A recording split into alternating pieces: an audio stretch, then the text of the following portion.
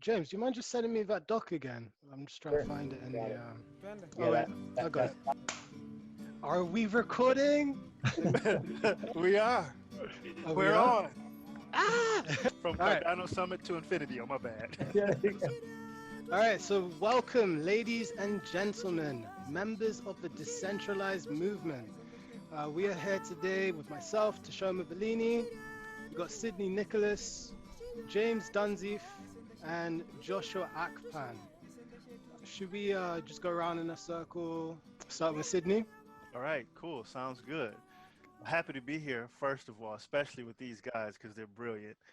How I ended up here, I actually started off a long time ago for me. I think when because I was around when the internet first got started, and I knew at that time that because back then they had um, basically democratized information. And I knew at that time that the internet wouldn't grow until they figured out a way to exchange value across the internet. And then that's when kind of eventually the banks started to get involved and, to allow us to do transactions across the internet. But even back then, there were a lot of projects out there that were trying to figure out digital currency.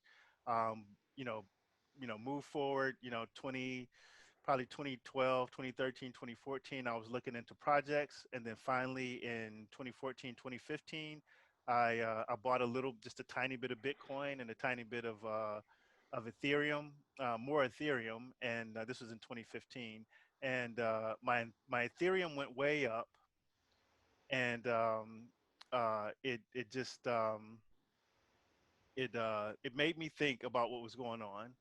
And uh, and then that's when I really kind of got started in the blockchain space. My background in general is as a marketing analyst, and then I've also done some self-development kind of work. I was trained in NLP, which is neuro linguistic programming, and I've always been about just kind of helping people out and figuring out a way that we can kind of improve our future. So that brought me into the eventually brought me into the cryptocurrency space, seeing the opportunity there. And then as I looked around in the cryptocurrency space, I found Cardano. And at that time in like 2017-ish, when the market went way up, I started to explore Cardano. They seemed like they had the right way to approach building anything, cryptocurrency project, specifically, and followed them for the next couple of years. And here we are today. And I think Cardano, hands down, is the best project out there. So that's kind of what brought me here today. Nice. So I think we skipped out a bit as well, right? So I think we all met at the Cardano Summit, which happened a few weeks ago, and I saw Sydney pop up in the messages like, "Hey, is anyone interested in uh, Africa? Are there any black people in here?" And I was like, "Me." So that's how we all ended up here. Just a bit about my story. I started in cryptocurrency at university actually back in like 2011, probably when Bitcoin was like in its early days. Um, there's a few of my friends like they were using like Silk Road and stuff, and that's how I became introduced to Bitcoin. But I just saw it as like I thought it was interesting, but I never saw it as an investment until I saw it go up in price, and then I was like, oh shit, I'm late to the party. And then I started to look for the next best thing. So I went from Litecoin. I jumped onto. I was even trading like Peercoin at one time, and then I heard about Ethereum and Vitalik Buterin, um, the idea of smart contracts, and Nick Starbo, and that just completely captured my imagination because after that it wasn't just some like magic internet money that you could use to buy drugs online. It was an actual movement that could potentially completely disintermediate the biggest industry on the planet, which is our financial monetary system. So I was like, wow. I invested as much money as I could at the time. I was pretty broke, but from the money that I made, probably like a year after the ICO, from 30 cents to $14, it was able to like pay for my filming equipment, allow me to travel, meet new people, do courses. It just really like opened my world. Um, and then yeah, like that money ran out. and, and then I started to look for the next best thing again, and I ended up at Cardano. And one of the things that really took me with Cardano was firstly their approach. I remember when Ethereum first started, it was kind of like a rush to see which blockchain could be the first to launch smart contracts. And there were like loads of other projects at the time. I think Mastercoin was one of them, and they were planning to build on top of the Bitcoin blockchain. But Ethereum got there first, and you know the rest is history. But I feel that those initial decisions that they made to kind of be the first mover in the market is probably going to come back and bite them in the ass. And Cardano's approach, their scientific, methodical, peer-reviewed approach, I think is one that's going to win the day. And you know, as soon as I found out that they're actually focusing on Africa, you know, being one of the biggest what can I say, frontiers for crypto, for banking in general, because there's so many people that are unbanked. You know, that was something, and obviously being of Afro descent as well, that it really kind of took to me. So I actually joined the summit looking for other black people that would be interested. And I came across Sydney. I came across my guy James, who's all about the movement as well, and Joshua for Proof of Africa. Like James, Joshua, do you want to like before I tell everything about your stories?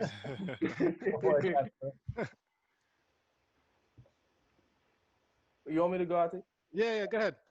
Okay. So hi, I'm Joshua Akpan. Uh, I'm the reason we're here. So I got involved with cryptocurrency um, way back 2017, but I already knew about it in 2016 because of like outbreak of Ponzi schemes in Nigeria. So there was this Ponzi scheme called, I'm not gonna mention the name, but yeah, it was like outrageous. It was everywhere, and so one of like the cash out payment method was Bitcoin. So everybody was talking about Bitcoin, and I was like, "What is this Bitcoin? I want to know about Bitcoin." And from then on, I started, you know, studying Bitcoin just to understand it more. But it didn't really pique my interest until Bitcoin actually, started rising and it was going up, and people were talking more about it. And I started doing more research, and I made my first investment in crypto. It was an ICO Electronium. So I had like $10. It was like my last money. After that money, I was probably just gonna die or something. So I just said, okay, let me just invest this money and see what happens. And I was crossing my finger. I was hoping it's not a scam because I didn't even know what ICOs were or anything. So I invested it, and then surely Electronium it did actually good. So I made some profit, and then Bitcoin skyrocketed, and I was like, yep, this is where I have to be. So from then on, I started doing more research because I would go on Coin Market Cap, the website, and then I'll click on like top 100 uh, cryptocurrencies and just look at their white papers and then just try to see what's the difference where like between all these cryptocurrencies. Why are they making more cryptocurrencies? So what's the difference? So from then on, I was reading white papers, and then Cardano just stood out. And from then on, I started, I was just very fascinated by Cardano. So they want to do this and solve this, and it was really really really cool. So I started teaching my friends about it. I would just call them up and you know get the hall, rent the place, and it was crazy. It was insane. I'll rent the place, and I'll buy like snacks for them so they can just listen, and then I'll make them like write reviews on papers on Cardano. We can talk about interoperability, or I'll tell them to talk about scalability. Just write something, just do some research, and I'll pay them with like the money I got from that investment I made, I bought Cardano with. So I'll pay them in ADA just so they can interact with ADA. So, Mhm. you know, that's how I started. And then I posted pictures of like my meetup on the forum. It's still there. You can still check it out. My first and second meetup, and I was made an ambassador. And then last year I met Max. He's also an ambassador, and we started POA. And fast forward, this year we had the summit, and I was selected to speak, and that's my journey. Amazing. And James? So good. That presentation was one of the highlights of the whole event. But what a good couple of days that was. So we were chatting on Slack this afternoon about whether or not we were all going to talk about Cardano or not. And it seems like everybody has so far, so I guess I should too. I've been an educator for my whole adult life. I've been a high school math teacher, and these days I support teachers who are still in the classroom. But I've always loved interesting mathematical and computer science ideas, always been following curiously. I never invested in Bitcoin, but I was always curious about it and what was going on. And I didn't become an investor until 2017, like a lot of people, when I first heard this idea of smart contracts. And as much as Bitcoin was kind of a cool thing to think about, the moment I heard about smart contracts, I was like, wait a minute, like that's gonna change everything. And so we've spent the last, 3+ years kind of watching smart contracts come to maturity. We've seen some of them work out. We've seen Ethereum do well enough.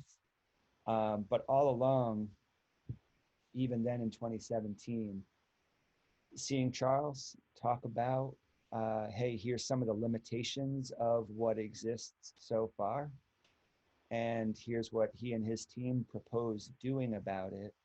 I was hooked immediately. I said, okay, I'm going to follow that project.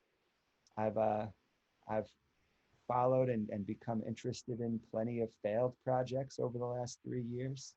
But I've gradually become more convinced, like, hey, like this is one that has a lot more going for it than just being some blockchain investment. And so it's just so exciting to A, have met you guys at the summit, and B, to like see right before our eyes how everything is just starting to roll out.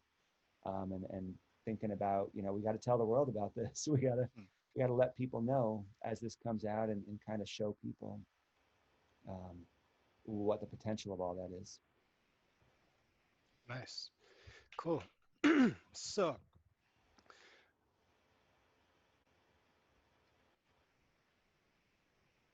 what shall we talk about today? I think it doesn't matter. Whatever it is, we get going on it. You throw it out there, we'll take it and run. All right. So, the first thing that comes to mind is Cardano and Africa. All right. So, looking at Charles Hoskinson's strategy and plan to penetrate Africa, like what do you think are going to be the main obstacles, and how? I mean, all right, no, first things first, actually, because I talk to a lot of people about this, etc., and some people are very suspicious. They don't really understand cryptocurrency, and when I tell them, yeah, Cardano, they're targeting Africa, they just see it as like another outside entity trying to colonize Africa. Um, Joshua, like, how do you feel about this? Like, being from Nigeria yourself. um, this is like one of the first time where like there's something as innovative as like blockchain technology, and then you find out that we know about it as it is happening. It's not like something we found out later. So it's very interesting. It's like the perfect time for us. We can learn about it. We have access to the internet when a revolutionary technology as Bitcoin, I mean, as blockchain technology is, should I say, developing and taking shape. So we, I think I'm excited about it because we have the opportunity to learn with the rest of the world and actually integrate and onboard ourselves on this technology. So overall, I'm very, very excited about it. I'm happy that, like the youths are excited about it and they're actually exploring it as well. And I have the opportunity to play a part in it. So for sure, I'm open, very open about this, and I'm ready to, teach and, create more awareness about this. Cool. You mentioned the acronym POA, but for people who have not heard about that, can you talk about what POA is?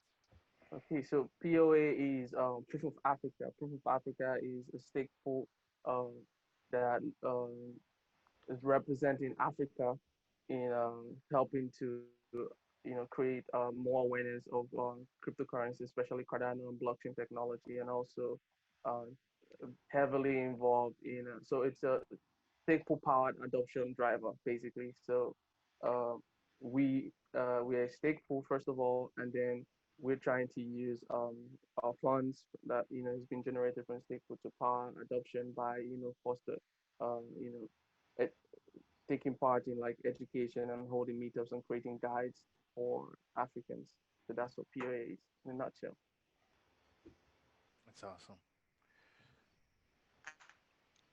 Yeah, and I just wanted to jump in there too regarding because regarding the colonization, because that's an issue that, I mean, that's something that Africa is trying to extract right now, right? Is the legacy of colonization, because we were talking about this earlier about the corruption of the governments. Um, Although there's not a lot of talk about um, like how those factions were created and Hmm. what's contributing to keeping that corruption in place, because I do believe that there are forces that know and understand that if you keep Africa divided in a sense, that it's easier to extract wealth from the continent, and that's just, I mean, I'm not being you know conspiratorial. There's Mm. something you can You can see it what's in going on. history. Yeah, right. It's there. One thing that's really exciting about blockchain, specifically, Cardano and any other chain, really, for that matter, or decentralized chain, is that even though Cardano Foundation and IOHK and Emergo have contributed to the development of the chain, we own it. There's no one that owns the chain. So there Mm. can't be one entity that says we're going to go in and cause this or make this happen. So it's really, I mean, IOHK and Cardano Foundation. I'm not sure where Emergo is in it, but they can have organizations on the continent or in Africa, although they don't control the chain. We control the chain, so that makes it even that much more, I think, powerful, that this new technology, which brings trust and transparency and efficiency to our social and economic order, is now available for anybody and everybody to kind of jump on board and give their input and kind of move it in a certain direction. So it's not controlled by anybody. So that's the good thing, that it's, I think that it's, you know just those fears about new people coming in and mucking things up. I think that's something that is alleviated in some sense by the nature of the technology. Mm. And I'd be interested to know like how you guys see this space evolving and interacting with government. Do you think it's going to be, I mean, we can see how it was in the US. Initially, they were very against it. There was talk about banning it. We can see Russia's banned crypto recently. I think they banned it last week. Um, China has gone back and forth on banning it, then releasing it. So, in terms of blockchain in Africa now, I mean, we have the new eco currency being launched in Nigeria. That's supposed to be distributed around the whole of West Africa. But yet, still, we're saying the government itself is corrupted. Does that mean that the eco currency itself will be corrupted?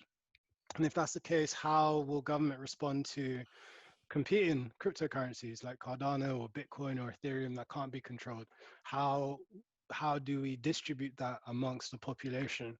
Because right now we're really, really small, like really small, probably like 0.1% less, Mhm. and yet still Nigeria is one of the most populated countries in Africa. So is that something that needs to be pushed, or does government need to push it in order to see adoption, or is it going to be a niche for a while? I'd love to hear your opinions.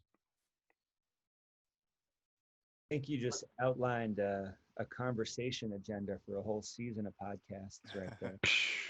So taking those things one at a time.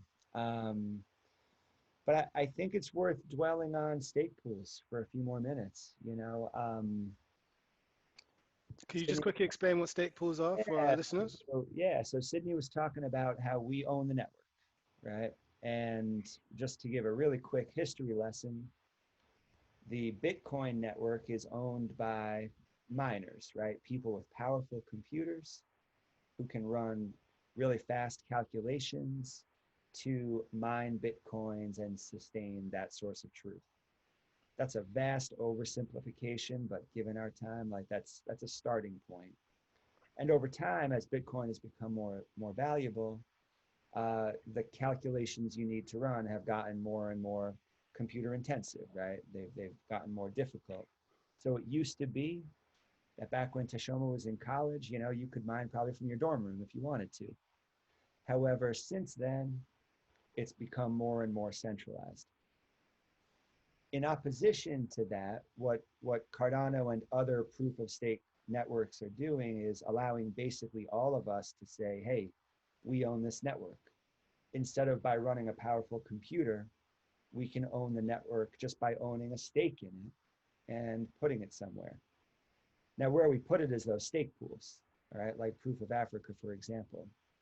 And without going, there's people much better than I am at explaining kind of the science behind that, but nobody's ever done it better than Cardano is doing it right now. And we should also mention that as we record, we are just a few hours into the second epic of the mainnet, right? So mainnet went live last Wednesday. The first epic ended about 3 hours ago as we speak. And we're just starting to see data about how much of the network is staked to pools. So lots of exciting stuff to look at there. But what's really important is that there's rewards for staking, right? And so when we talk about building ownership, some form of self-governance, which is its own other topic on Cardano, which we can get to eventually, stake pools generate revenue, right? And so Proof of Africa is going to begin to generate revenue.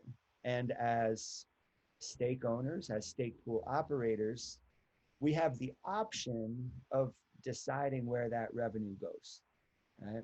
And I mean, and anybody who wants to just maximize their returns, I have no problem with you.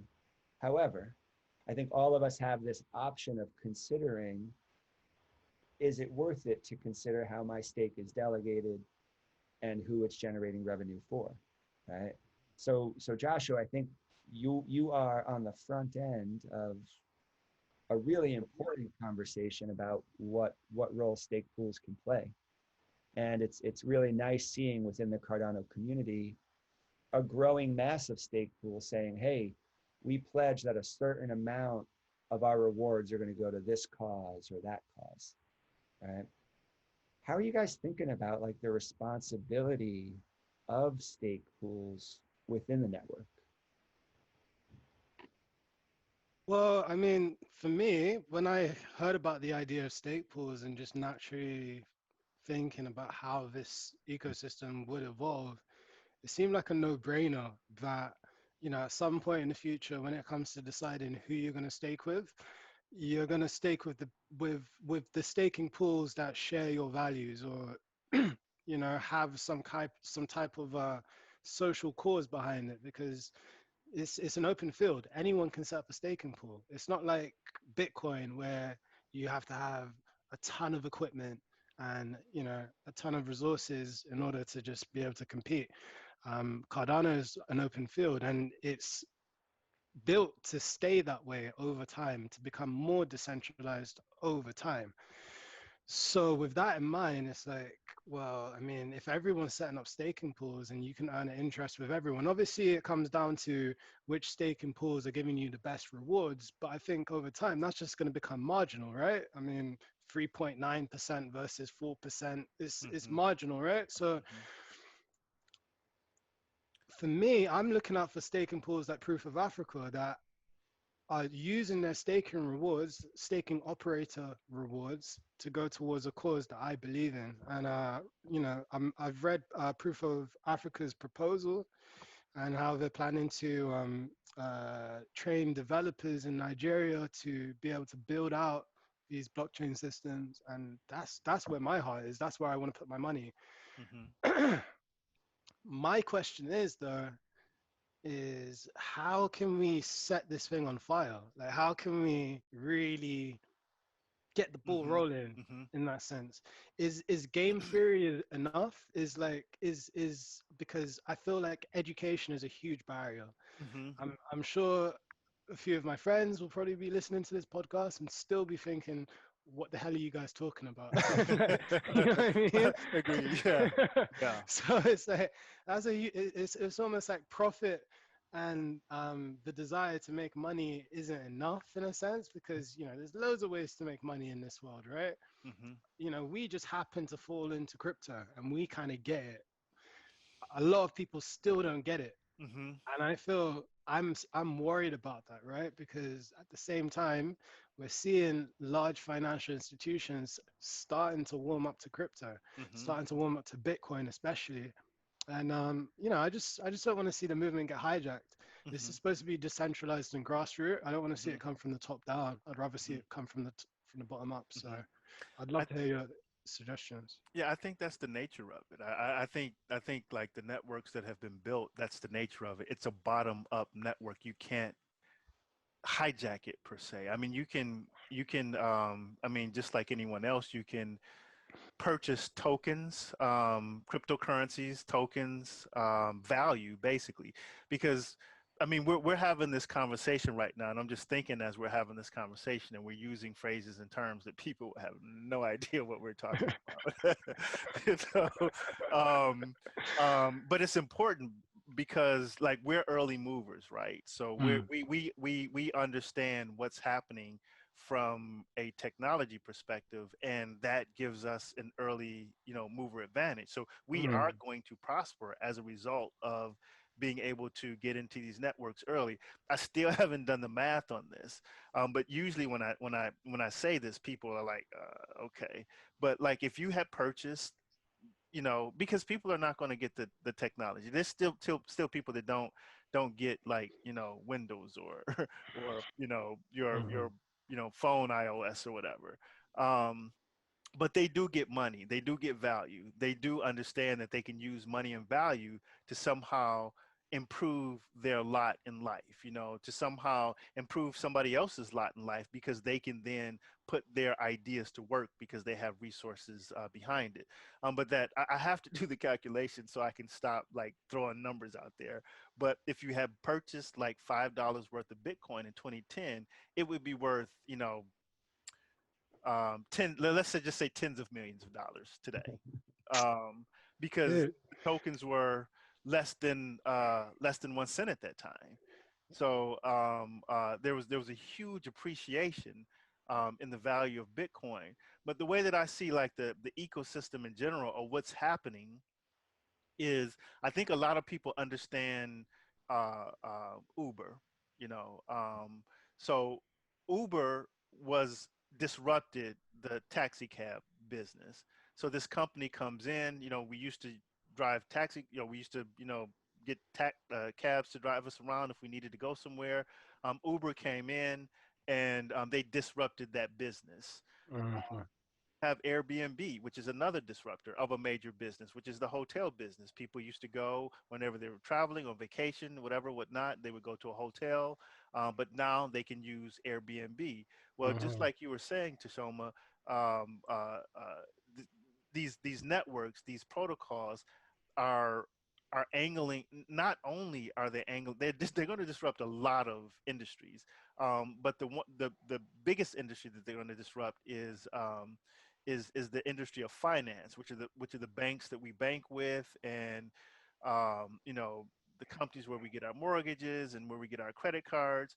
And even though these things have been essential to some degree for us progressing, being able to assume credit, take credit out, we've been taken advantage of by the banks, like, severely.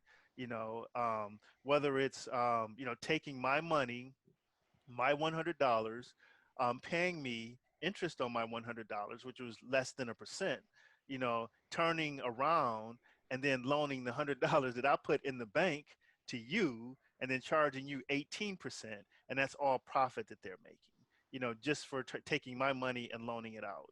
Or we had, a major financial crisis in 2008, where you had these, and I get that not everybody gets into, like, this economic speak, but in 2000, everybody know that in 2008 we were in a recession. There was something bad happening. We were losing lots and lots of jobs every month, and the reason that that happened is because, again, these financial institutions were playing fast and loose with our money. They were building these products and packaging them together as investments, and basically on the top of these mortgages. And when people couldn't pay the mortgages on these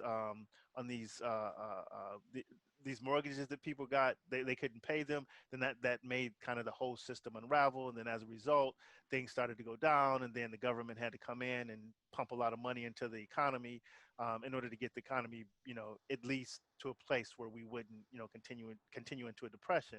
And then now we have the pandemic, and in a sense, the same thing is happening. And all of the folks in the U.S., I get that the United States dollar is the reserve currency, and at the same time, whether it's the reserve currency or not, we are devaluing the currency by printing more money.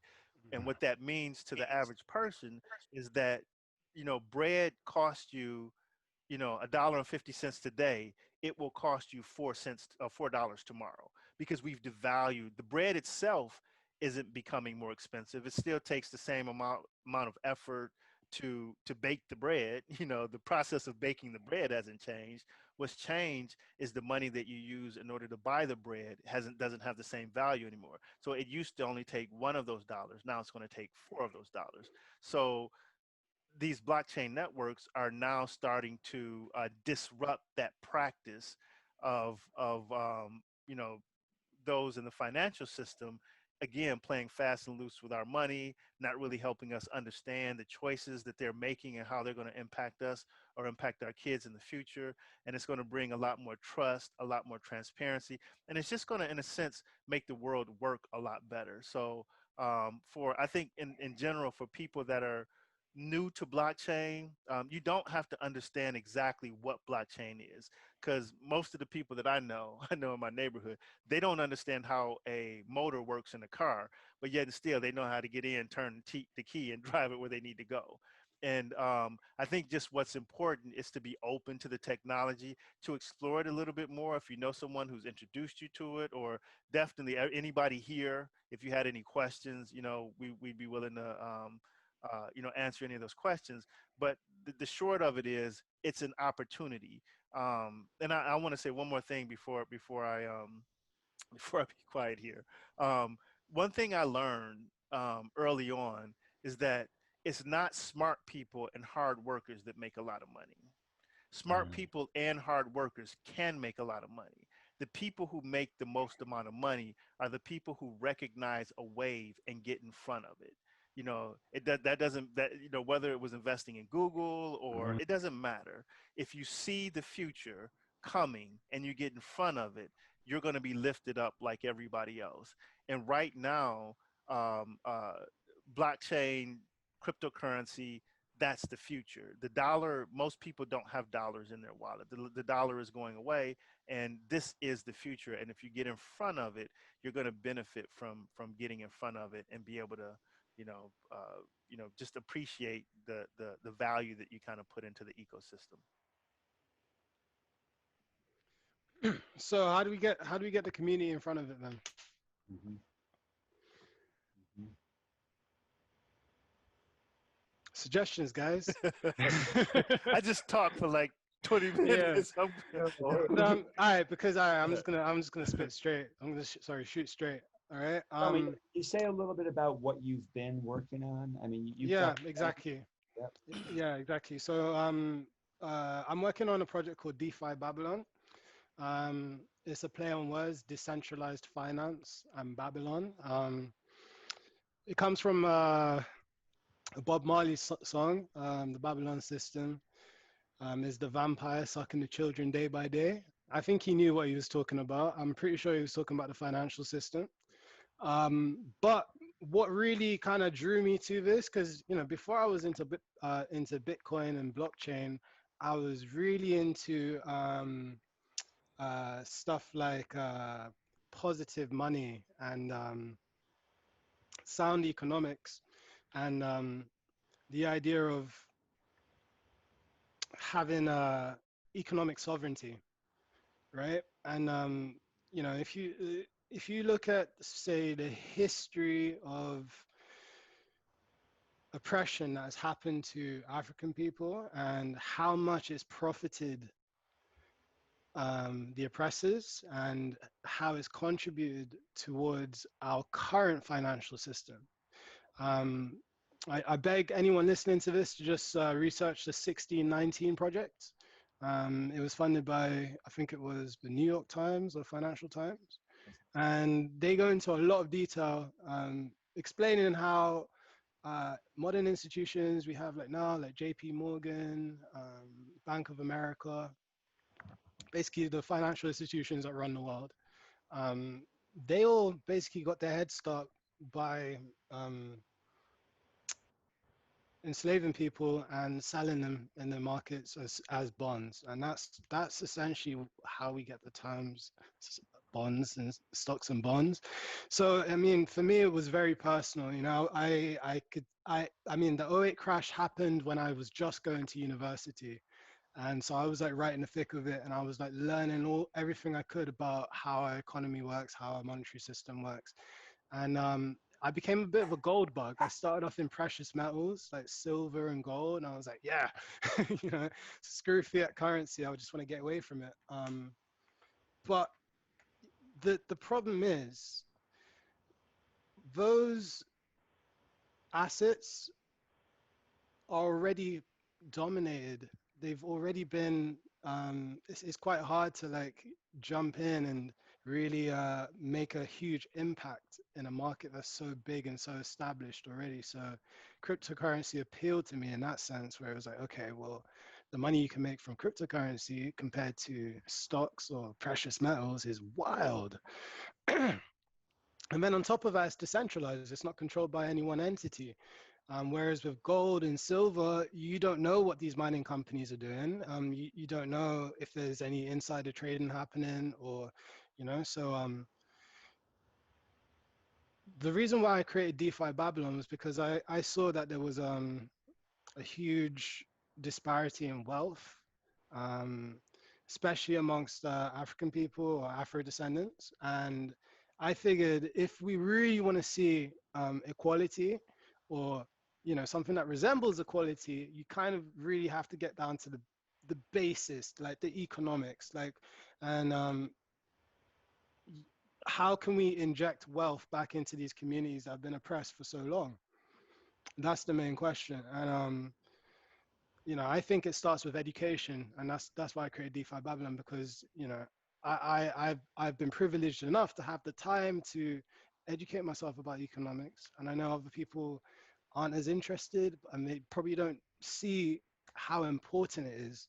Um, if if we want to get past the stage of where we're at now and where we've been for the past century, where it's like police brutality, oppression, bad crime, poor communities. How do we fix these problems? And I was really happy to come across, what was his name? I forgot his name, but this other guy, he wrote a book on Bitcoin and the Black movement. And when I saw, do you know who I'm talking about? Yeah, I do. I know the book you're talking about. Yeah. I forgot his name, but we'll mention it. And yeah, that just kind of confirmed for me that, yeah, this is relevant. especially to African people. So yeah, Isaiah and then Jackson. what's, what's his name? Isaiah Jackson. Isaiah Jackson. Yeah, my Future brother. guest, future guest here. We got to reach out. Oh, I'd love to get him on. That'd be amazing. But yeah, and then so I mean, these were ideas I've had, for the past like number of years, like just kind of brewing up in my head. But there's always been like a technical barrier to jump over. Like I'm telling people to buy cryptocurrency, and they're like, huh? Like magic money? Like why would I do that? It's so volatile. It's risky. I mean, so education is like a huge thing, and with DeFi Babylon what we're doing is we're starting with the financial history, and we're showing how you know these financial systems have been used for oppression, and how cryptocurrency is here to basically change that, and how we can start to become sovereign citizens, owning our own money and being able to direct our money into our communities without the help of anyone else. And I think that's like a huge task to take on, which is why I ended up in this podcast with you, because I was looking for other people who kind of shared those views. And I was so happy to see Joshua with his proof of Africa, because it kind of just validated everything I believed in. So, Yeah. but yeah, going back to the question, I mean, how do we get over this education barrier? Because is it a case of we have to wait until the technology becomes easy enough for everyone to understand, or is there You something know, we can do now? I'm thinking that there's probably something that we can do now. I think, what I think about are the relationships, because there's a lot of, folks in the U.S. that have they're successful. They've been able to earn a good amount of money with their jobs and careers or investments inside the U.S. or even abroad. And I think helping to um, you know, helping them to understand what's happening might be a way to generate like some kind of investment. Because like if they knew what Joshua was doing, I just have to believe the people that I know, that if they knew what Joshua was doing, they would invest.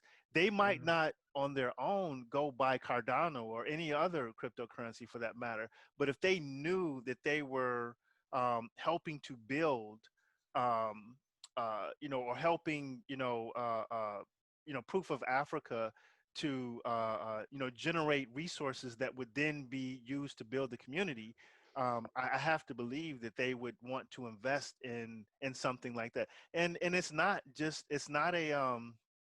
like a bleeding heart thing. There's a lot of money in this. I mean, seriously. I mean, there's like the money is just yeah. There's crazy. it's It's crazy. crazy. It's People crazy. don't people don't believe you when you talk about it, because it's just like, Yeah. what? But It you know what? sounds. I think it's interesting to go past the potential for appreciation. And I think all four of us are aligned that, Mm, that Cardano is going to appreciate. Yes. Crypto in general is going to appreciate. But it's more than that, isn't it? It's Yeah. even once it reaches a stable price where its price better reflects the value that the four of us, for example, see in it, it still has a revolutionary potential. Even once you get past that initial wave that Sydney's talking about, for example, right? So one thing I always think of is, listen, fine, let's make a little money on this investment right now, but someday soon, when ADA is worth what we think it should be, and it stops right around there, we're still going to be setting up stake pools, and we're still going to be giving anybody who wants to learn how to do it a chance to build a node in the network and to propagate the network, and essentially to collect transaction fees. Again, to oversimplify, Mm-hmm. if you think about the small slice off the top of the economy that, say, that payment processors make. I mean, Western Union is the criminal example, right? We've talked about them before, but you don't have to charge whatever percentage Western Mm-hmm. Union does. Taking a little sliver off of every little transaction like Visa and MasterCard do. Same thing. By operating stake pools, we're keeping that within whatever community we want to keep it in. By being advocates for decentralized finance, we're keeping within communities lending and saving, right? So we have these new opportunities, and who can answer the fastest? How many ADA do you need to stake in the network, right? You need one ADA. One. Is it just one? Yeah, You yeah, need yeah. one. Yeah. That costs 13 cents. For 13 cents, you could have an important stake in this network. That's incredible. That's life-changing, right? And whatever amount you can dive in. So I agree, there's this education piece. And Tashoma, we need to do a whole series of episodes around terms like quantitative easing. Mm-hmm. And such a good job sharing, that term is about as well understood as Bitcoin, right? Yeah. Yeah. People might have read it in the newspaper, but what does that term mean? What does it mean for me in my day-to-day life, right? So by you're kind of telling this story about why we need these things, what problems we're fixing. And then let's look way beyond Mm. the gains we may or may not make over the next few years into, hey, what is this changing, right? So I Right. want to put everybody on the spot because nobody really likes to talk about this. Go ahead. Oh, you want to? Okay. James, you said 13 cents right now, 13, 14-ish, bouncing around there. Um, so that's the cost of one token now. Okay. So from everybody here, where do you think the cost of one token of ADA will be when it stabilizes? So there's no such thing as a stable cryptocurrency at this point right now, right? Unless you're talking about stable coins. That's the only thing that's stable. Everything else is appreciating for the most part. So I'm curious to know, and I'm not in this for a get rich quick kind of thing. I'm in this for social change personally, and and at the same time, I heard this from more than one investor. They said that you can have an idea and no money in your pocket, and that idea will go nowhere. And you can have a whole bunch of money in your pocket, and every time you say something, people will think it's the gospel. And we know this now. I mean, look at Mark Zuckerberg. I mean, he just says anything and all of a sudden it's the gospel. Or Elon Musk, or all of these folks that have lots of money, they have the ability. Bill Gates, I mean, with his foundation and his focus on vaccines and helping people out that way. Um, so it's important that you have money, because I learned this, that money extends your ideas. Mm. So yeah, so your idea might be held here close, or it might be an idea that you have the ability to get out into your community. It might be an idea that you have the ability to get out into your city, to your state, or even nationally. Although each one of those levels requires a certain amount of money for the most part in order to sustain the idea that you have to push forward. So, I ask you that question not to get people all up on like, oh my God, I'm about to get rich. You know what I mean? But here we are, all four of us who have said that we've been in this ecosystem for at least what 3 years, 3.5 years, whatever. So we've seen a lot going on in the ecosystem. So just and you just throw a number, because whatever number we throw out there, We it should, won't be. has anybody memorized Philippe's line from the beginning of Cardano Effect? This is not financial advice in any case. Yes. Yeah, You guys, should this is not tell us, financial advice. speculating. But it is as a way of talking about value. I Yeah. get where you're coming from, All Sydney. right. So I remember I remember when Ethereum was like $10, and I thought I was like the smartest person in my friendship group. I was like, fucking hell. Like, I bought at 30 cents and it went to $10. That's like trade of a century, right? Right. The thing is though, I shouldn't have traded it. I should have just held it, right? Mm. Because now the price of Ethereum is sitting at $300. And we just need to like, I mean, if we're looking at the potential of Cardano and, the price it could be, all right, so it's just reached its decentralized mainnet as of this week, essentially. It's just launched. This is like early stages. It's sitting at 13 cents. We know in the technology landscape, you see titans rise and fall, I mean, and, you know, it's so easy for people who made money off Ethereum to feel like it's just going to stay around forever. And maybe it will. But to think that there isn't space for a second Ethereum or a competitor is just ludicrous, right? Now, right now, we're at 13 cents. Personally, I can see Cardano hitting $6 within the next 5 years. Confident. I can confidently say that. Well, touch wood, but I think it will hit $6 in the next 5 years. I think the all-time high will be higher than that Mm-hmm. once we start seeing applications being built on it Mm-hmm. and some real adoption. Because this whole community is all about the pump. So when they see stuff going up, I mean, it usually goes up 100% and it falls 80%. Mm-hmm. Mm-hmm. But I think $6 would be a good average price within 5 years.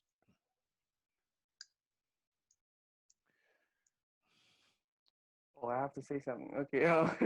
So, well, for me, uh, obviously we can't really tell where this thing will be anytime, but everybody have their own, like you guys said, uh, their own belief on where the coin should be, and we all understand that Cardano is very, very undervalued right now compared to its potential.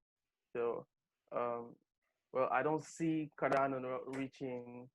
Um, so I'm gonna use like 5 year, period, just like Tashoma, because I don't wanna. But obviously, everything I say here is just speculation at best, and you shouldn't take this as any Exactly. advice. But I mean, I wouldn't be surprised if Cardano is somewhere at around $5 to $10 in 5 years, because that's just, I mean, we are very, very early, Mm-hmm. and we know that. I mean, from like you've been here for like 2 to 3 years now, you know the kind of potential this cryptocurrency holds. So there'll be with the kind of adoption that we expect to happen, especially like in the developing world, and also institutions coming in. There's gonna be a price bump for sure. Hmm. That's just Hmm. inevitable. There's gonna be a price bump, but I won't be surprised. Like I said, I can give you like a concrete answer, but Mm-hmm. if Cardano hits $10 in like 5 years time, then for sure we know it's worth it. It's not like it's worth it. Okay. Um, James, Sydney, just like quick numbers, like quick. So I'm not going to answer the question, but You're not gonna answer? I am going to say we talked about this a few weeks ago, Tashoma. Like Yeah. more than I think about the value of one token, I think Hmm. about how I've come to see the total existing supply of ADA tokens. And I remember in 2017 seeing that number, 31 or 32 billion tokens, with eventually 45 billion of them created. Mm. How big those numbers felt back then. Those numbers just don't feel big anymore. No, not at Mm-hmm. all. Yep. That feels like, given what's about to happen in the next few months, and Mm-hmm. again, for people maybe coming to this for the first time, Cardano's about to release smart contracts for the first time, which has been done before. But given the research that's going into this, it's likely to be better than it's done before, right? We, Mm. and we've had the ability to start playing with it. but we haven't seen it in action, so we don't know for sure. And then they're going to release on-chain governance when the Voltaire era starts, right? We've never seen that before. So you have money with smart contracts and governance baked into it. And it's all part of the same ecosystem. So what's that Right. worth? Is 45 billion of them enough for everybody in the world to have a little stake in that? All right. And then you can extrapolate from there. And the other thing I'll say in talking about price speculation, Tashoma, I'd rather have video equipment than a couple of Ethereum tokens, right? So Yeah. it's always Oh.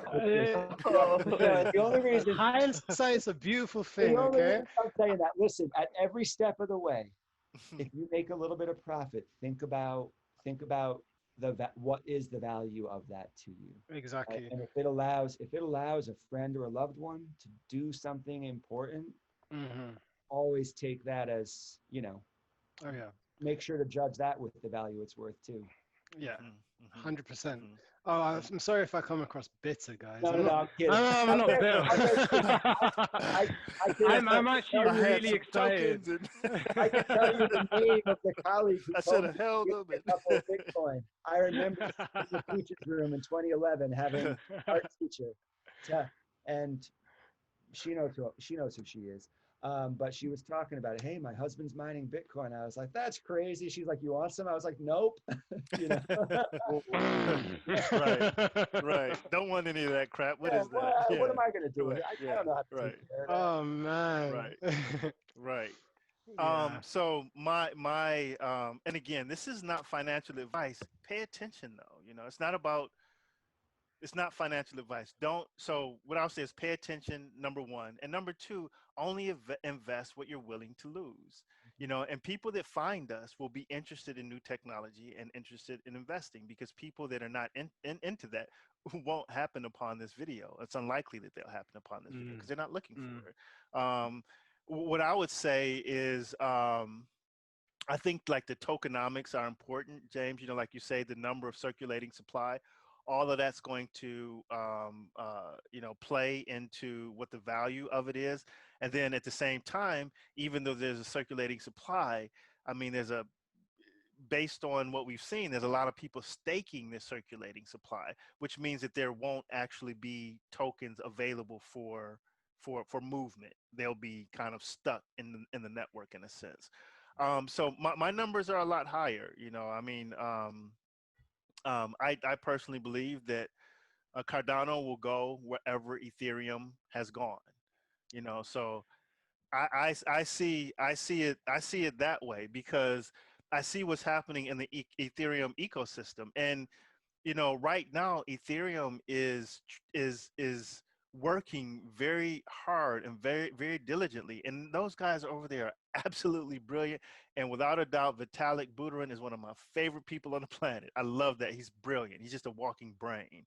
um, and at the same time, the way that they're approaching their project is a lot different than the way that Cardano has approached their project.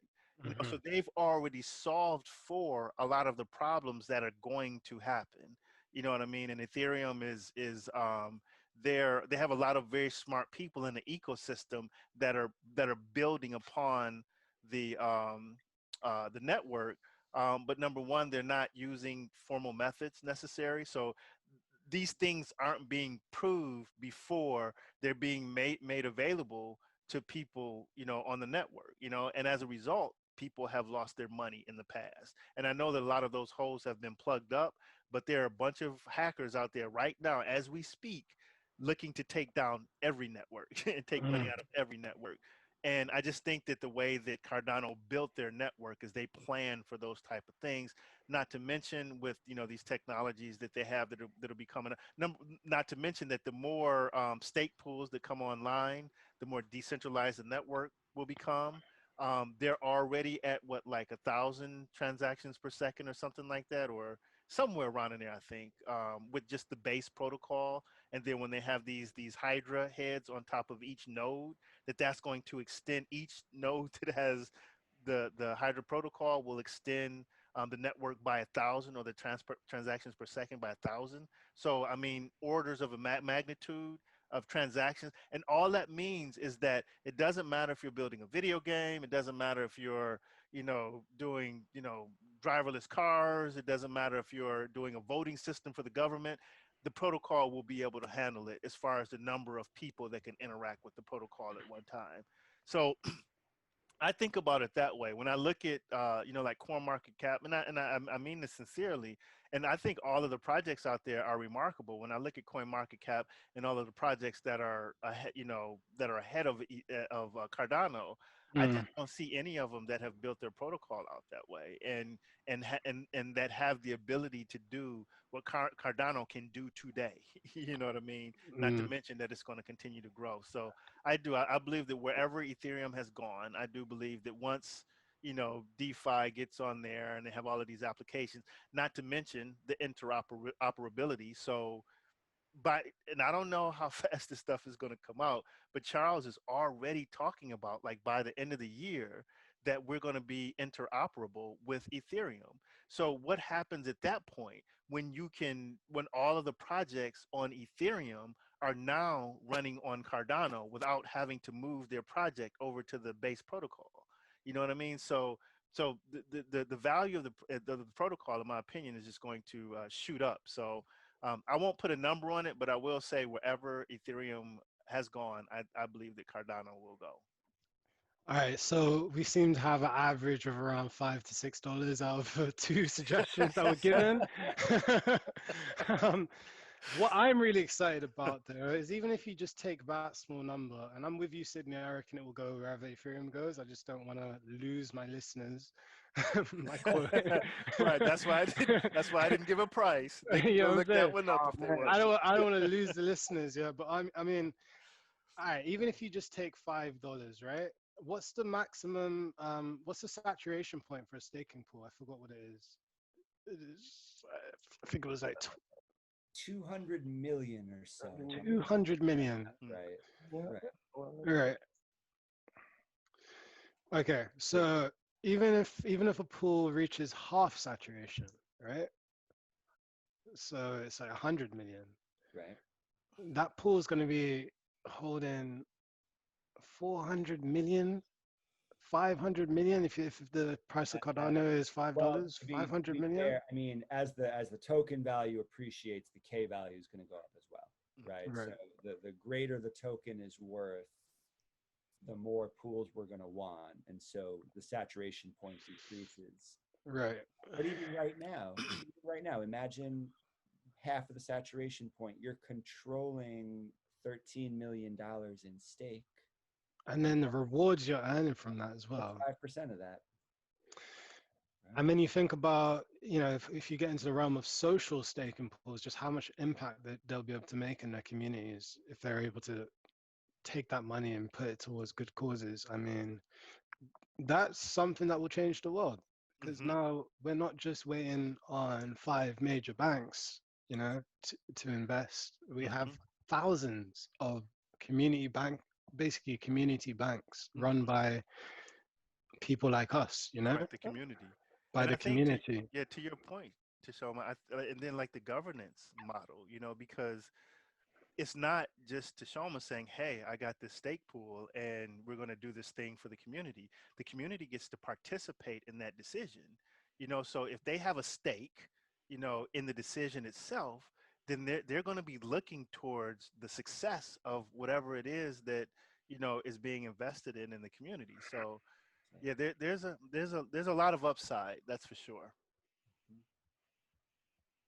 And some of this stuff is not without precedent, right? So I mean, cooperative owned businesses and community banks have existed, Hmm. right?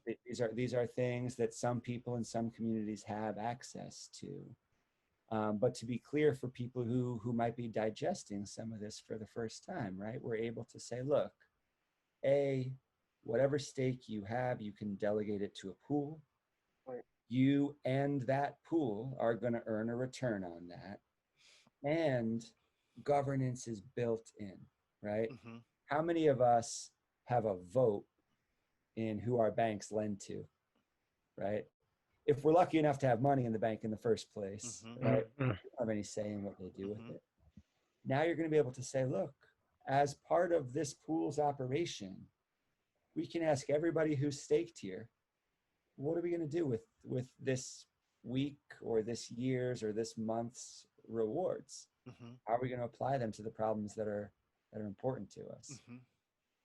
Absolutely. So if I have $5 in my pocket right now, how do I get ADA? What would you suggest that I do if I have a $5 bill in my pocket right now and I want some ADA? It's like $5 cash, like $5 physical cash, cash. physical Physical cash. cash. Well, I'd suggest that you go onto localbitcoins.com. On localbitcoins.com, you can arrange to meet someone in person and exchange that $5 cash for $5 worth of Bitcoin. So is that risky or is that? Well, the Bitcoin is only risky for the person selling the Bitcoin, I guess, because you have the cash in your pocket and then they're relying on you to actually make the transaction. But the Bitcoin on their side, it would be held in a smart contract, in a contract, which they have to confirm that they've received the money in order for it to be released to you. Once you have that Bitcoin, you can just go onto a website like CoinSwap and just exchange your Bitcoin for Cardano and just hold your Cardano. I think. It's still not like a clean process. I wish you could just go Mhm. into a shop and buy Cardano. Joshua, what are you telling folks in your community? So for cash, people holding cash. Yeah. Okay, well,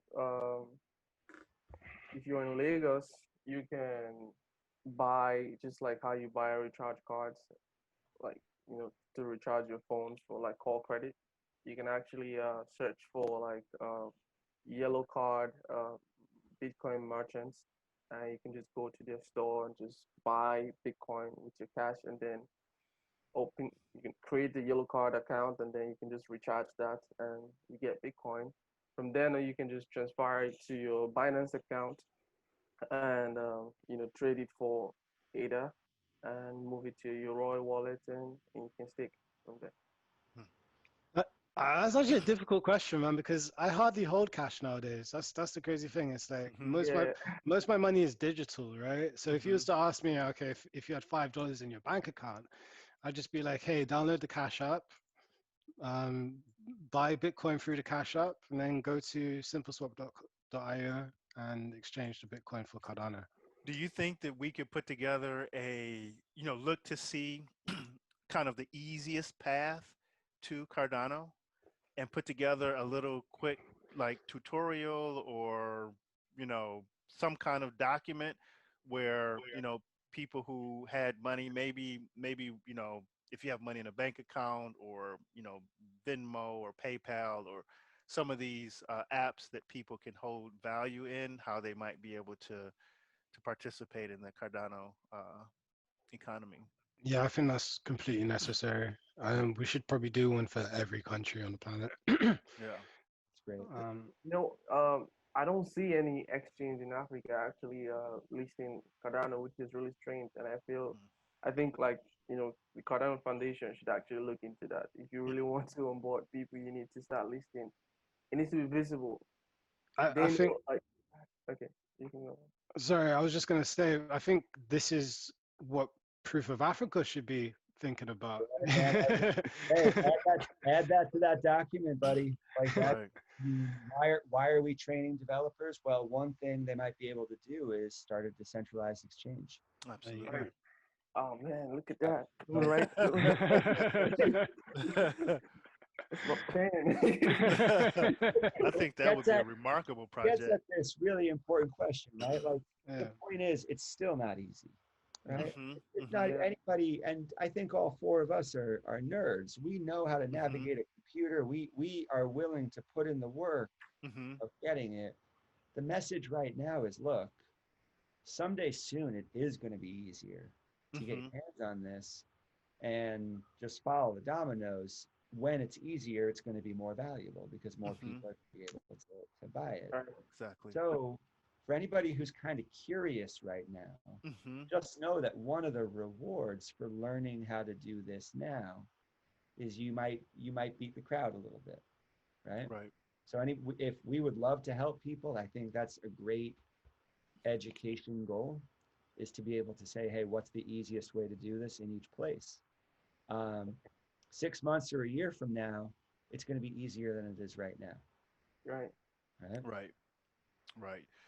And hopefully, like the videos that we're doing now and that we'll be doing in the future, that will draw in some folks that want to follow what it is that we're talking about. I'm definitely going to send this out to some friends, and if they have time to take a look at it, I would like to help them be early adopters because I do believe that it's if we were living in a world that was, I guess, more flat, then maybe the conversation about money wouldn't be what it is today. But there are people who are struggling to eat. There are people who will lose their homes in the next 3 months. There are people who who have through this COVID crisis has lost their vision for the future. They've lost their soul at some level. You know what Mm. I mean? And it's valuable that we help people to understand that a new day is coming, and it's different than because this COVID crisis, nobody you it's a virus, whatever it is, it's a contagion, and it's infecting people, and people are being hurt by it. That's not to say that the way that leadership handled this was the best way. So the virus is what it is. The way that leadership handled it, in my opinion, has exacerbated the problem. And now we have this confusion about what our future looks like. And the biggest part of the confusion, and this is where they're kind of bouncing back and forth right now, is an economic issue. Because, and I just want to say this really quick, because I have a 10-year-old daughter, and I have a 10-year-old daughter, and I sell financial products to teachers, and I'm on the phone with several teachers every day. They are so like, what is going on? I'm on a call with today. My husband, I think I'm okay, but my husband has compromised health. I'm afraid to go into school because if I catch the disease and I come back home, I may be compromising my husband's health. Mhm. So it's a real problem, and people are like trying to retire early, and you know and these are people that really are the foundation of this planet. You know Shout out to James and what he does, because I love teachers. Teachers are, they're just so valuable. But at any rate, um, part of this is a natural occurrence, and part of it um, is an issue with leadership, and we should have more power in deciding our leadership. And I think that this Cardano, along with all the other projects in the ecosystem, are just leveraging the playing field a little bit more, so that there's a true democracy occurring, as opposed to you know democracy by name, but not really being able to impact the people that we allow to take us into the future. Right. Yo, I think that's a great note to end this podcast on. I think moving into the next podcast, I'd like to explore whether decentralization is enough to fix the disparity in wealth that we see on the planet. Because let's not go into this. However, we can see that there's a technocrat elite. We're all very technical. We kind of get it. We'll probably profit 5 years from now, but that doesn't mean it's going to fix the disparity in wealth. Mm-hmm. So I'd love to explore that further in the next episode, guys. Thank you so much for putting this together, James, Sydney, Joshua. So happy to have met you all. The same here. Likewise, man. Yeah, thank Yeah. you for everything, Tashoma. Thank you for hosting this, and yeah. Looking forward to doing it again. Boom. Thank you. All right. All right, cool. All right. And let me. Isn't the shade too?